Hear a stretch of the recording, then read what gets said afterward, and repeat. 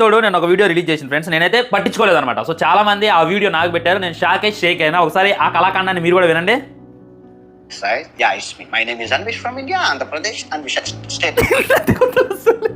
నీకు తెలుగే చక్కగా రాదు, ఇంగ్లీష్ ఎందుకురా? నువ్వు ఇన్ని దేశాలు తిరిగి పీకిందిదా, నేర్చుకుందిదా?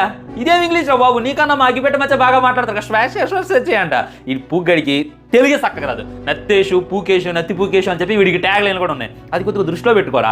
ఇంగ్లీష్లో మాట్లాడేస్తాను మనోడు, ముందు తెలుగు చక్కగా మాట్లాడు. నత్తి లేకుండా స్పష్టంగా మాట్లాడేటటువంటి మార్గం ఎత్తుక్కో. ఇంగ్లీష్ మనోడికి ఇంగ్లీష్ తక్కువైంది. గ్రేటర్ నువ్వు. ఈ 2026 నా లక్ష్యాలు ప్రజా సమస్యల గురించి నేను పోరాడతాను. 2026 లక్ష్యాలు ప్రజా సమస్యల గురించి పోరాడతానంట. ఓ పని చేయండి, నువ్వు దెంగి. ఎందుకంటే ప్రజలకు ఉన్నటువంటి వన్ అండ్ ఓన్లీ సమస్య ఏదైనా ఉంది అని అంటే అది నువ్వే.